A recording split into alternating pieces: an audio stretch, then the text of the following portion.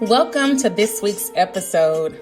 I am so excited about this episode because it's just been really, really heavy in my spirit, especially today, about being anchored, especially with so much going on in the world. And I have been a person who is willing to admit I have tied myself to things that do not fill the voids that I have in my life. Even down to the simple things of being bored, being bored, wanting to talk to people, then so being bored and wanting to communicate with people and, see what's going on in their world. That's who I am. I love to communicate. And I know we've all had that instance where we get on the phone with somebody and we're like, oh, why did I call you? Like, oh my gosh, like this is too much.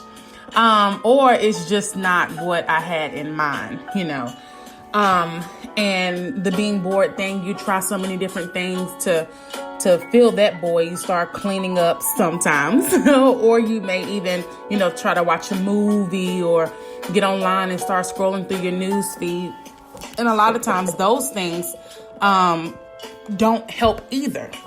So those are just two examples of trying to fill voids. And sometimes it's a feeling of loneliness, maybe you're single and you're not, or dating and you can't really be close to someone or in person with someone. So that becomes a struggle, in this climate. So for me, also being bored, when I'm bored, I eat.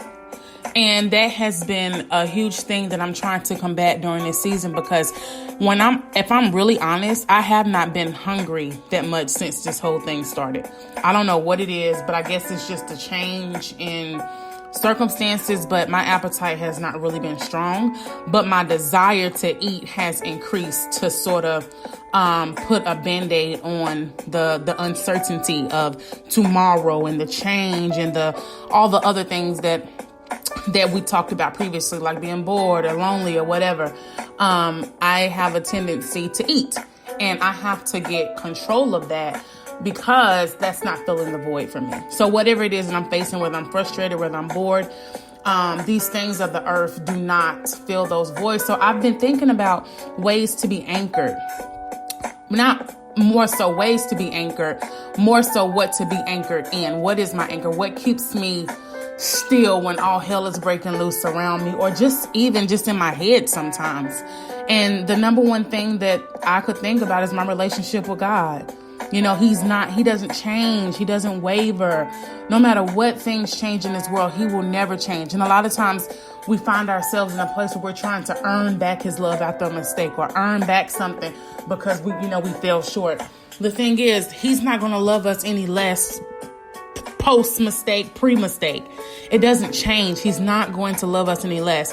And I tell you, when you start to get away from your word, and I'm telling you this from experience, firsthand, front row seat, driver's seat, when you start to move away from your word and you're not opening up your Bible, you're not listening to your word, you're not into your devotions, when you're not taking it serious, but you're looking to things of this world, such as, what's going on in pop culture, what's going on in your timeline.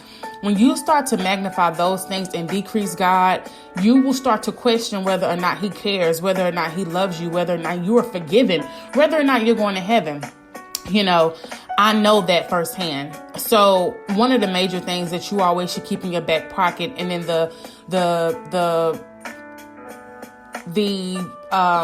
intimate space of your heart, is that no matter what you do, God is not change. He doesn't change. So you can't do something to make him love you any less. So when all else fails, you remember that no matter what you've done, no matter where you've been, you cannot change that. That cannot be changed. And sometimes we feel shame, but you get solace in the fact that God doesn't love us how we love people. He don't see us the way we see people. We hold people to a very high standard when we're so flawed ourselves, but God isn't like that. So knowing how his character is, knowing who he is, and feeling confident and comfortable with anchoring yourself within him and in your word is going to take you beyond this quarantine and beyond in life. So I just encourage you to examine, dig deep and see the things that you've been focused on and where you're anchored into. On my Instagram post today and Facebook, I posted, are you anchored into your job? Are you anchored with your family? You know, does that give you peace and solace? Is that what you put your hope into? Your job, maybe your status, you know, maybe your degrees, or, you know, whatever positions and titles you hold. All of those things can change at the drop of a dime, but the love of God. So if you're finding yourself in a season right now where you may be wavering and you're not completely yourself and you're not finding much happiness, I would encourage you to adjust what you're anchored in. Take care.